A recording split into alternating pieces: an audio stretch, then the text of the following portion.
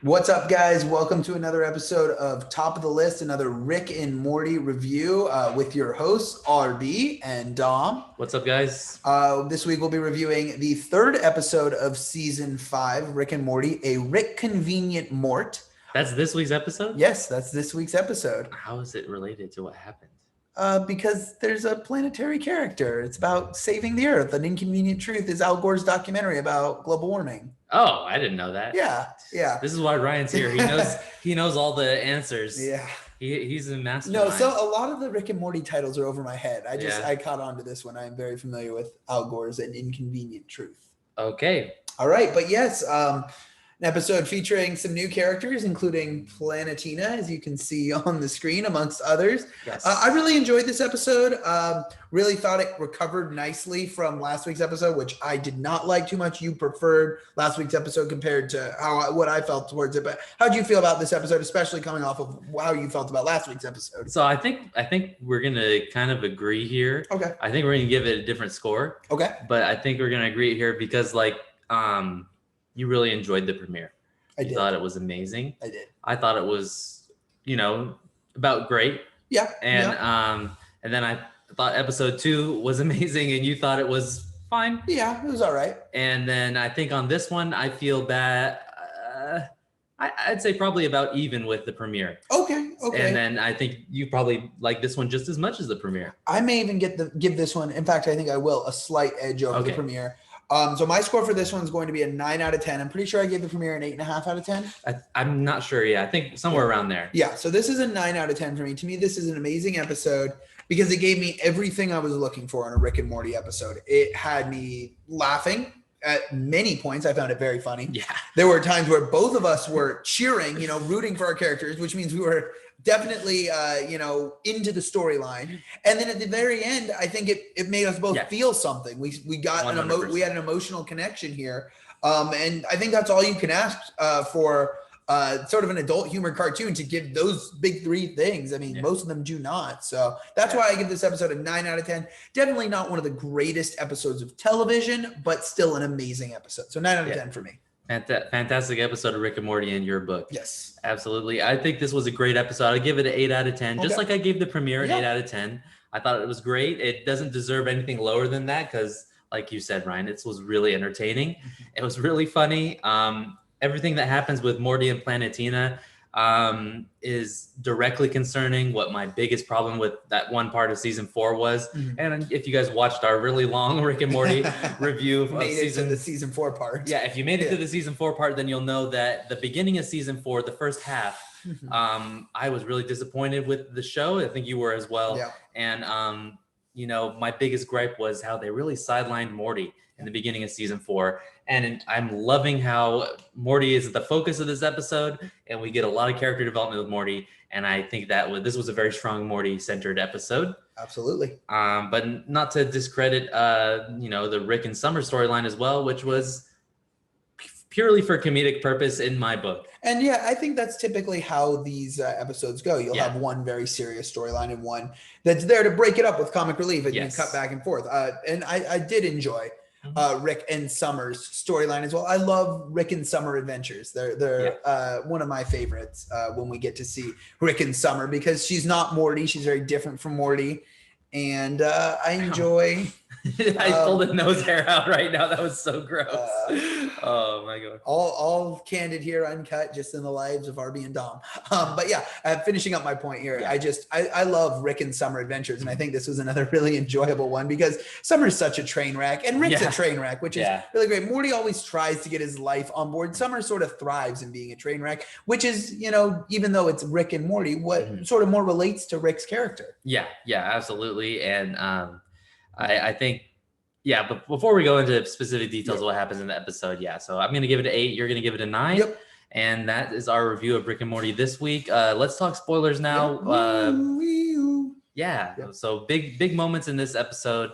Let's continue on with our Rick and Summer thing. Well, the episode starts really. It's going to be a Rick and Morty going to this, what are they calling it? An apocalypse blowout where they have 3 different planets that all know they're coming to their end. And they get t-shirts. And they're going to go celebrate because there's one that's getting sucked into a black hole, one's going to hit by an asteroid, and one sun is going to burn them alive. So they're all having parties, and Rick and Morty are going to go to these events, but Morty bumps into Planetina. And as far as the t-shirts are concerned, I don't know if you noticed, but it was really funny when Rick decides to take Summer instead. Yes, and he changes the Rick and Summer, and he draws a ponytail in the boobs on Morty. Yes, I immediately that was noticed funny. that. But back to the beginning of this episode, we meet Planetina, who, as Rick says, needs another dialogue pass because her dialogue is really cliche and everything, and it rhymes for some reason. Well, definitely a play on like the 80s or 90s cartoons like Captain Planet, talking about saving the environment. And they even play on that when they introduce Planetina and show the old dated like VHS trailer footage, like she's an old movie character. Or old cartoon character. And we see Planetina face off against one of the funniest parts of the episode, Diesel Weasel. Yes, Diesel Weasel. Slime you next time. Into the sewer. Yeah, that's great. No, I once again, first part of this episode, very funny. Yeah, between the introduction of Planetina. And not to mention the you and me moment where there's acid rain pouring on Morty and Rick says, and Morty keeps pulling the handle to the UFO. Oh, burns, my skin's on fire. Morty, stop pulling on it so I can open it up. Something I always do to you. So, and then of course we have the romance of Planetina and Morty.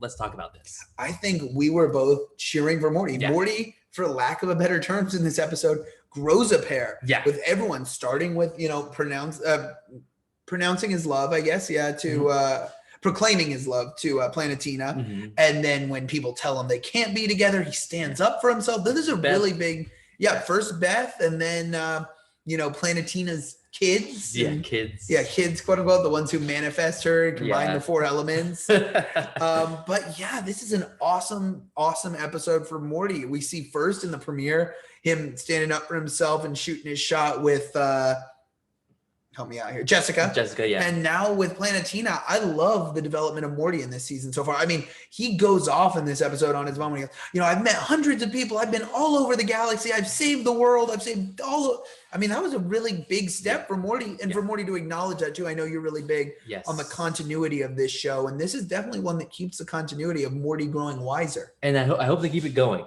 I hope they keep this theme of, the premiere definitely picked up on it. Episode 2 was kind of its own thing, but the premiere was about Morty's romantic relationship. This one is about a romantic relationship with Morty. I wonder, are we building towards something? Are we going to keep continuing to see this theme pop up throughout the course of the season 5? And if they do, I'd be really happy to see it.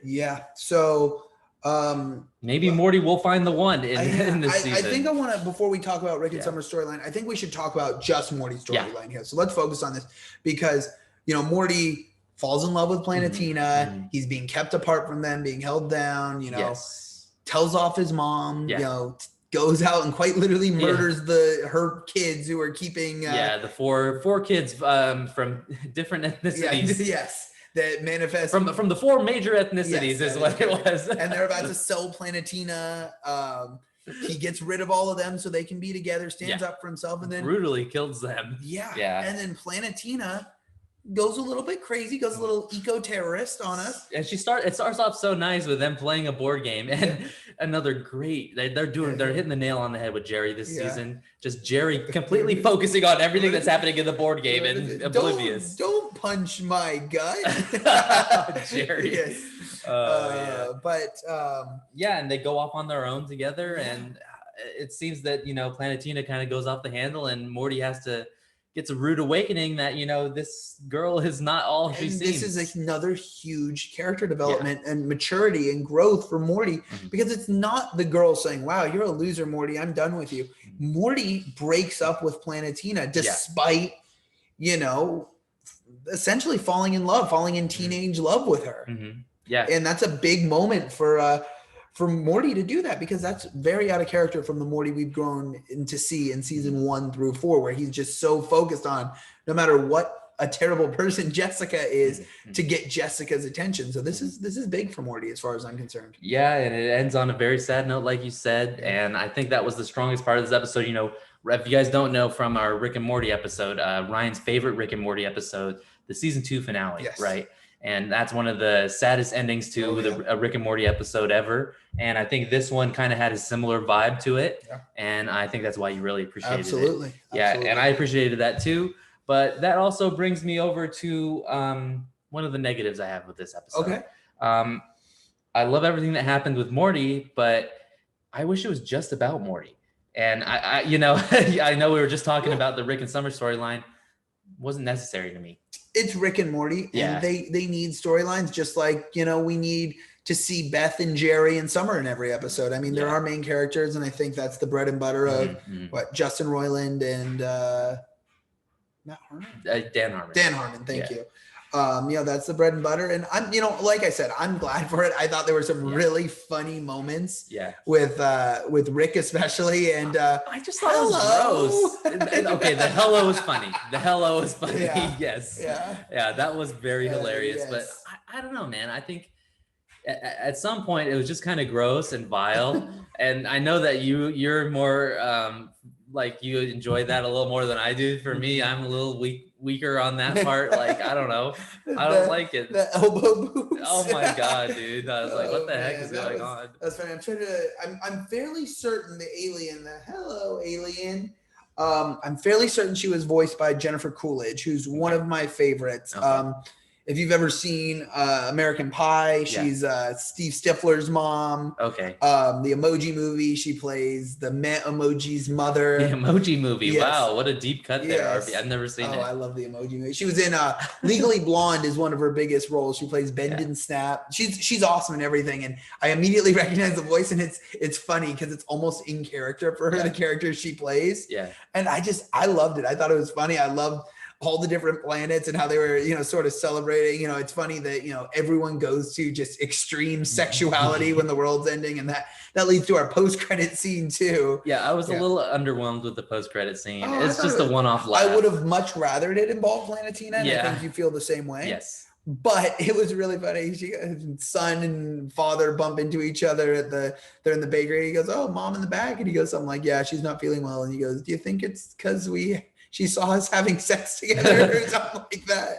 I don't know. God. It's dark and messed up and funny, and that's just what we've come to expect from this. It's just gross. Yeah. I don't know. It's just gross. It's the same reason why I didn't like a few of the other episodes, like the one where Rick is in love with a planet and stuff like that. That one's funny. Or I think the other one that you didn't like that had some weird scenes, were like the face huggers episode. Yeah. Pro Mortius. Yeah. There's some other ones out there that just went too far into the grossness. I don't know, but it's whatever. I know you love it. That's where I differ. That's why I didn't give it as high of a score. Okay. And but I do have to say I kind of like. It hurts because there's a chance for a really great moment between Rick and Summer here at the end, and we get it almost. Where Summer basically says, "I love you, Grandpa," and then Rick says, "Yeah, don't ruin this." But that's what we've come to see. Yeah. That's the most we're gonna get from Rick. I know, but it just disappoints me for some reason. I want Rick to eventually just become like a better version of himself. What is the greatest, most loved scene between Rick and Summer? It's season 1. With Mr. Needful, where they go back and they're beating everyone up. There's no exchange of words there. They take a bunch of steroids and get jacked and beat up terrible people. That's their dynamic. That's their love. That's their relationship. Yeah. Fair enough. Yeah. I don't know. I just think, I don't know. I just want Rick to improve in some way. And you know what? I think that's why the Toxic Rick episode, Toxic Rick and Morty episode. Yeah. That's why it was such a thought-provoking episode, because we got a glimpse of what it could be. And that's what's so painful about the show is we're never going to get that. Right. And because Rick has so much toxicity in him. Yeah. And that was a great one too. But they're all great as far as I'm concerned. They're all there. There's been very few ones I was disappointed and with. even the ones we're disappointed with, we look back on fondly. Absolutely. Yep. Yeah. So 8 for me, 9 for you, RB. Yep. And that's it for this week's episode of Top of the List, as I get a couple text messages. Yep. So shit. Our decoys. That was our decoy, just like last week. Okay, yeah. For anyone who did really enjoy the second episode of this season, that one was for you guys. Happening again. I love that episode. Yeah. So we'll be back to bring you our Loki weekly reviews on Wednesday or Thursday, depending on when we get around to watching it. We also have our Hitman's Bodyguard and Hitman's Wife's Bodyguard 2-part review that will be coming at you guys with. But otherwise, yeah, we'll keep it going. Be sure to like, follow, subscribe. For those of you listening on any of our podcast services, please leave us a 5-star review. And we'll see you guys later this week for Loki review. Later. See you later, guys.